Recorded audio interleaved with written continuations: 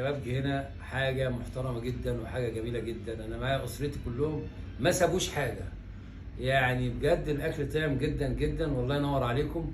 ودي اهم حاجه، ان الاكل يبقى حلو. طبعا المكان حلو جدا جدا وده بيفتح النفس اكتر، بس انا شايف ان الاكل اهم حاجه. ان انا املى بطني وما يفضلش حاجه في الطبق بتاعي، دي ما بتحصلش كتير يعني. ربنا يبارك لكم ويزيدكم دايما. نورت الدنيا، نورت الدنيا كلها يا نجم، الله والله يكرمك، نورت ربنا الدنيا. يحفظك.